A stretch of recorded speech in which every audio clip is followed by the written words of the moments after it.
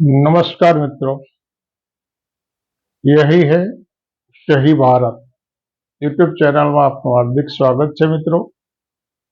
મિત્રો આજકાલ તો ગુજરાતની અંદર પોલીસ દ્વારા કાઢવામાં આવતા વરઘોડા અને ગૃહમંત્રી દ્વારા સાથે સાથે ગુજરાતના ડીજીપી વિકાસ સહાય દ્વારા કરવામાં આવેલી જાહેરાત 100 કલાકમાં ગુંડાઓની યાદી તૈયાર કરો, પરંતુ ઘણા બધા લાંબા સમયથી વરઘોડાઓ કાઢવામાં આવે છે। પોલીસ દ્વારા આવા લોકોની ખૂબ સારી સરભરા કરવામાં આવે છે।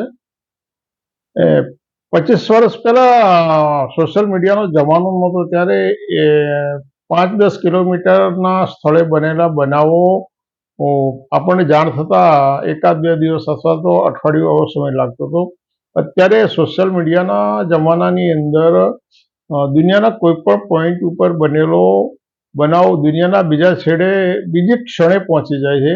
એટલે જે ગુંડા તત્વો છે, લુખ્ખા તત્વો છે, એ લોકો પણ આ બધા જ વરઘોડા જોવે છે અને બધી સરભરાઓ જે પોલીસે કરી છે, જે ડોન થઈને દાદાઓ થઈને પોલીસની ઉપર છરીઓ બતાવે, તલવારો બતાવતા હતા, પોલીસને સ્થળ છોડવાની ફરજ બતાવે, એ પેલી બકરી બે થઈ જાય અને ડબ્બામાં અને પેલા કેટલી બધી નાલિશજનક પરિસ્થિતિમાં એ લોકો આવે છે અને પોલીસે જે સરભરા કરી છે એને 100% વ્યાજબી છે।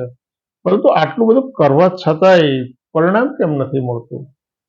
આપણે એક વિચારવા જેવી વાત નથી, કારણ કે જ્યાં જ્યાં રોજે રોજ ગુજરાતમાં રોજ એક બનાવ એવો બને છે કે ગુંડાઓ કોઈ નિર્દોષ ઉપર હુમલા કરે છે, મારઝૂડ કરે છે, ભાગી જાય છે, બીજા દિવસે ત્રીજા દિવસે પોલીસે પાછા એમને પકડે છે, એમની સરભરા કરે છે અને એ માણસ તરીકે ચાલી ન શકે એવી એમની પરિસ્થિતિ હોય અને છતાંય આ વિડીયો પાછા બધા વાયરલ થાય છે અને લોકો એ જુએ છે, તમામ લોકો જુએ છે કે આ ગુંડાઓ વ્યવસ્થિત ચાલી શકતા નથી, બોલી શકતા નથી, બે હાથ જોડેલા હોય છે અને એ બધાની હાજરીમાં પોલીસ અને જનતા બધા હોય છે અને ફરી વખત પાછા એના વિડીયો ઉતરતા હોય અને છતાં આ લોકો ઉપર અસર કેમ નથી થતી?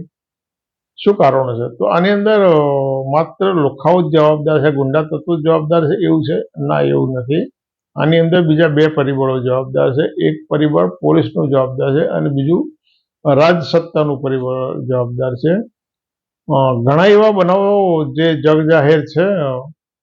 ભારતની જે મહિલા કુસ્તીબાજો હતા અને એમની સાથે જે યૌન શોષણના જે બનાવો બન્યા અને એમણે એફઆઈઆર નોંધાવવા માટે લાંબા સમય સુધી સંઘર્ષ કરવો પડ્યો, ધરણા કરવા પડ્યા, એમને ટાંગાટોળી કરીને એ જગ્યાએથી ઉઠાડવાના પ્રયાસો થયા અને ખૂબ લાંબા સમય પછી ફરિયાદ લખાઈ અથવા તો કેવી લખાઈ એ પણ એક શંકા છે અને છતાંય જે આરોપી હતો બ્રિજભૂષણ, એના પુત્રને પાછી લોકસભાની ટિકિટ આપવામાં, એટલે એનું જે દુષ્કૃત્ય હતું એનું રાજસત્તાએ સમર્થન કર્યું પરોક્ષ રીતે એવું કહી શકાય।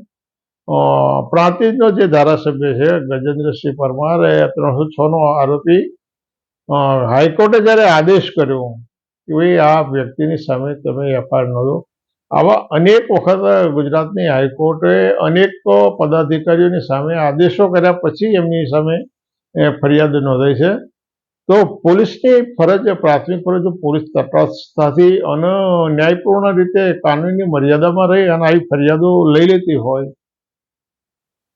આમ આદમીએ ફરિયાદ નોંધાવવા માટે એટલા બધા વલખા મારવા પડે, ધક્કા ખાતા, નિર્દોષ લોકો હોય અને છતાંય એમની ફરિયાદો નથી લેવાતી। પરંતુ બીજી બાજુ તમે જોયું છે, 2-3 ઉદાહરણો એવા છે। એક ચૈતર વસાવા આ પાર્ટીના આપના ધારાસભ્ય છે, એની સામે 3 થી 4 ફરિયાદો નોંધાઈ। કોંગ્રેસના ધારાસભ્ય જિગ્નેશ મેવાણીની સામે ફરિયાદો નોંધાઈ। તો આ લોકોની સામે ચપટી વગાડતા ફરિયાદ નોંધાઈ જાય છે અને બીજા જે પદાધિકારીઓ છે એની સામે ફરિયાદો નોંધાવવા માટે અનેક લાંબો સંઘર્ષ કરવો પડે છે। આ નીતિમત્તાનો પ્રશ્ન છે અને જે આ અસમાનતા ભરી અને ભેદભાવ ભરી નીતિમત્તા છે, આ નીતિમત્તાનું અવલોકન આ જે લુખ્ખા તત્વો છે, ગુંડા તત્વો હંમેશા કરતા જ હોય। એ લોકોને બધું ધ્યાનમાં હોય, ભલે એ લોકો કોઈ હાઈકોર્ટનું એજ્યુકેશન ના લીધું હોય, જજ ના બન્યા હોય, વકીલો ના બન્યા હોય, એ લોકો પ્રાધ્યાપક ના બન્યા, શિક્ષાશાસ્ત્રી અથવા મનોવિજ્ઞાની ના બન્યા હોય, છતાંય આવા જે ગુંડા તત્વો છે એ લોકોના અવલોકનની અંદર આ દરેક વસ્તુ હોય છે કે ભાઈ કયા રાજકારણી સામે કેવા પ્રકારના પગલાં લેવાયા અને કોની સામે ના લેવાયા, કયા ગુનેગારની સામે શું થયું, શું ના થયું, આવા દરેક પ્રકારના આ લોકોના મગજમાં એમના ધ્યાનમાં હોય છે. હમણાં જે 2 વિડીયો બહાર આવ્યા એની અંદર એક વિડીયોમાં તો ભરૂચના સાંસદ મનસુખ વસાવાએ એવું કહ્યું કે ભાઈ કીર્તન વસાવા નામનો જે એક આદિવાસી યુવાન હતો એ દારૂનો ધંધો એને છોડી દીધો. દારૂનો ધંધો કરવા માટે પોલીસ એનું દબાણ કરતી હતી હપ્તા માટે, અને એણે સુસાઇડ કર્યું. એવી સુસાઇડ કરી નોટ વિડીયોમાં વાયરલ કરવામાં આવી. આ પોલીસનું કૃત્ય છે એવું સત્તાપક્ષના સાંસદ કહી રહ્યા છે. બીજો એક વિડીયો એવો વાયરલ આવ્યો કે વિયેતનામમાંથી આવેલું એક પરિવાર વડોદરા જઈ રહ્યું હતું અને એને અમદાવાદ અદાણી સર્કલ પાસે એને પોલીસ રોકે છે. એની ગાડી ચેક કરે છે તો એની ગાડીમાંથી 14,000 રૂપિયા અને દારૂ મળે છે, જે કે એને કાયદેસર રીતે એની પાસે એ બોટલો હતી. તો એની પાસે 14,000 રૂપિયા અને પેલી દારૂ લઈ લેવામાં આવે છે. આની જ્યારે ફરિયાદ થાય છે, આનો વિડીયો વાયરલ થાય છે, એટલે પોલીસે રૂપિયા અને દારૂ પાછા આપી દેવા સંમત છે, પણ એની સામે પોલીસની સામે ફરિયાદ નોંધાવે. કેમ? પોલીસ ગુનેગાર હોય તો પોલીસની સામે કેમ ફરિયાદ ન નોંધાવે?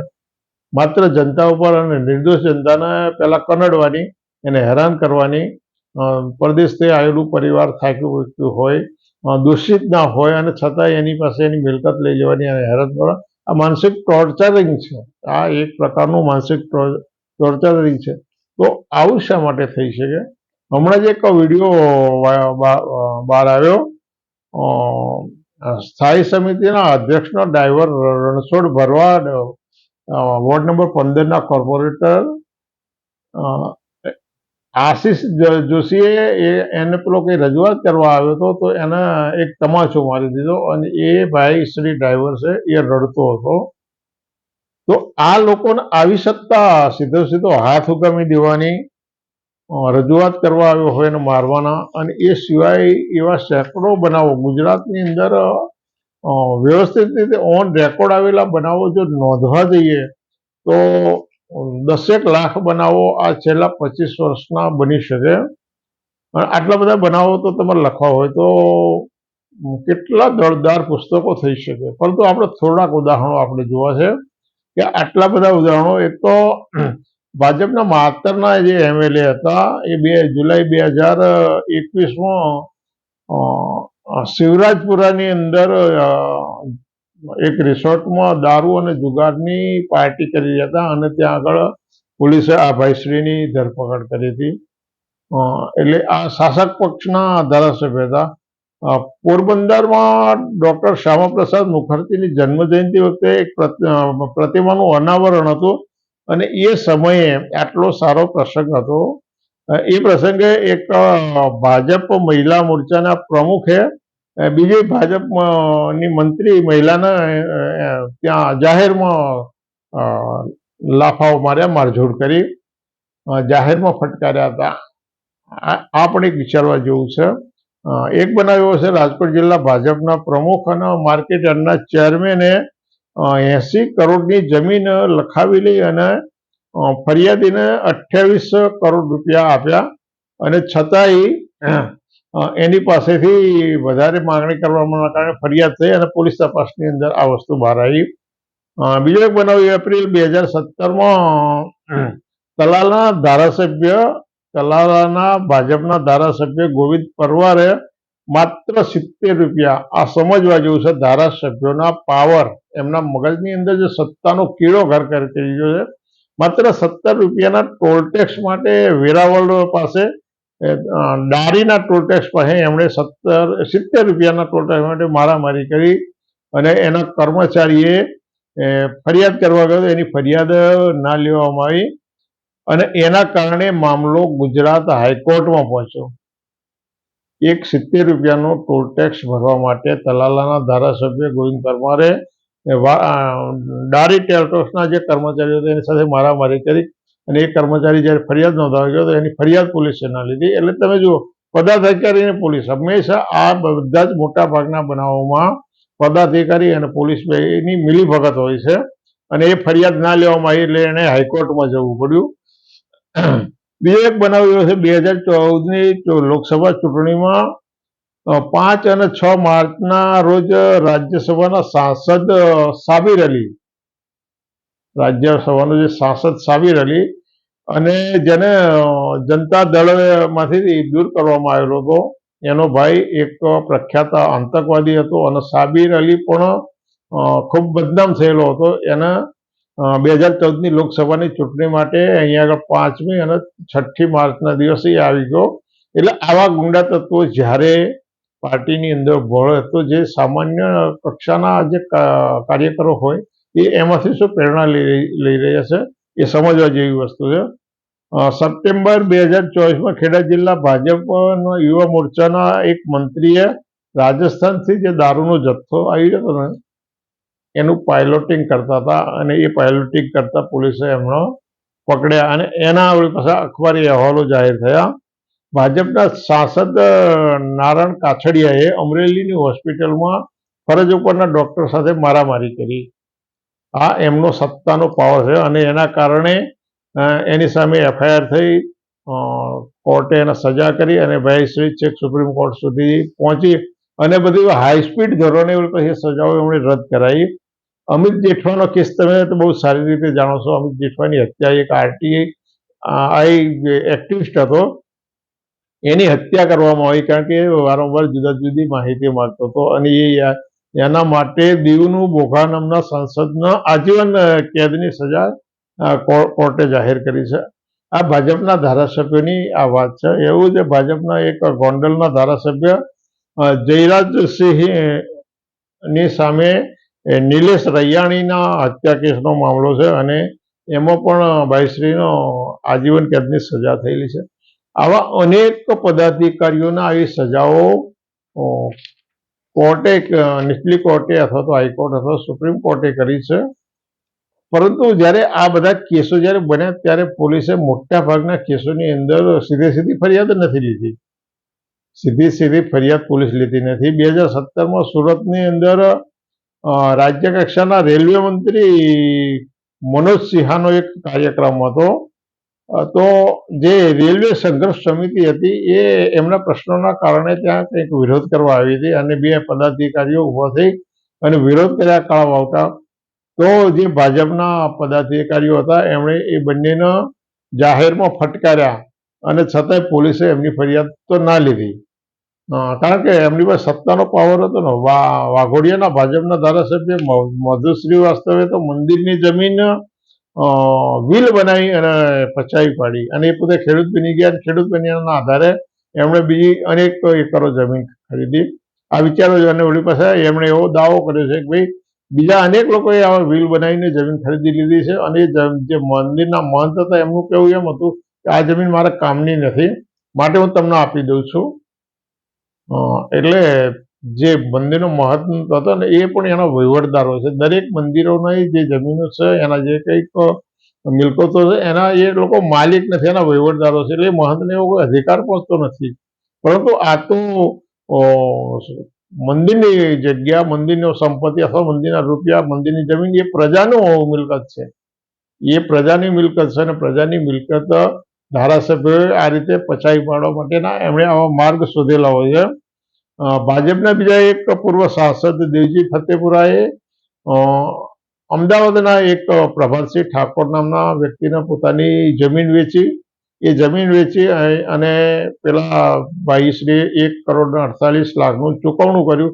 પરંતુ એ ચૂકવણું કર્યા છે કોઈ પણ કારણોસર દેવજી ફતેપુરા એ જમીનનો દસ્તાવેજ ના કરી શક્યા.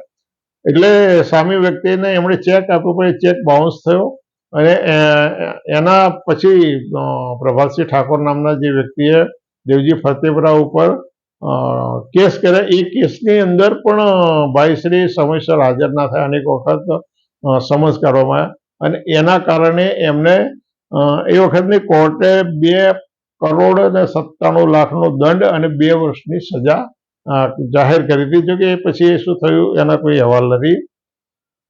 સાવરકુંડલાના ભાજપના મંત્રીને 2013ની સાલમાં 3 જીનિંગ મિલની સાથે છેતરપિંડીના ગુનામાં એમની સામે ફરિયાદ નોંધવામાં આવી હતી. ઈસનપુરના એક મહાશય ભાજપના કોર્પોરેટર હતા અને એમણે ગેરકાયદેસર બાંધકામો જે કરતા હોય એની પાસે 10,000નો હપ્તો સ્વીકારતા હતા, એનો વિડીયો વાયરલ થયો હતો, જેના કારણે ભાજપે આ ભાઈશ્રીને પક્ષમાંથી સસ્પેન્ડ કર્યા હતા. બીજો એક કિસ્સો એવો, બોપલના ભાજપના પૂર્વ કોર્પોરેટરે આરોહી ક્લબની અંદર એમની સોસાયટીના વહીવટ બાબતે તેના ચેરમેન સાથે બોલાચાલી કરી અને ચેરમેનને માર માર્યો હતો, એના કારણે એમની સામે ફરિયાદ નોંધાઈ. જો કે પછી આ બધા કેસોમાં વળી પછી ધાક ધમકીથી, શામ દામ દંડથી વળી પાછા સમાધાન થઈ જતા હોય છે.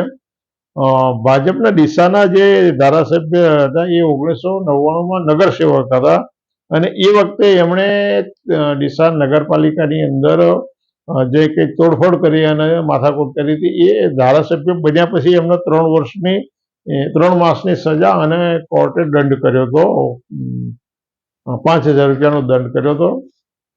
સુરતના એક પીએસઆઈને એક ધારાસભ્યએ આ રીતે જાહેરમાં ફટકાર્યા હતા. રાજકોટના ભાજપના એમએલએ અને કોર્પોરેટર એન્કર સાથે અભદ્ર વ્યવહાર કર્યો હતો. આ બધી વસ્તુ જાહેર થઈ. એટલે આ બધા જે બનાવો છે, આ બધા બનાવો, બીજો એક બનાવ એવો છે કે અમદાવાદના એક ધારાસભ્ય મહિલાને લાતો મારેલી હતી ને એના અખબારી અહેવાલો બહાર આવેલા. આવા સેંકડો બનાવો. મેં શરૂઆતમાં એમ કીધું કે છેલ્લા 30 વર્ષમાં આપણા બનાવોનું સંકલન કરીએ તો 10 લાખ ઓન રેકોર્ડ આવા બનાવો મળી શકે. હવે જ્યારે સત્તા પક્ષના પદાધિકારીઓનું જ્યારે આ વર્તન હોય અને એની સાથે પોલીસની મિલીભગત હોય, આ બેનના કારણે જે લુખ્ખા તત્વો છે એને અપ્રત્યક્ષ રીતે પ્રોત્સાહન મળી રહ્યું છે કે ભાઈ પોલીસને આપણે ફોડી લઈશું અથવા પોલીસની સાથે સમજૂતી કરી લઈશું અથવા તો કોઈ પણ પદાધિકારી આપણી સાથે છે અને એ આપણો બચાવ કરશે.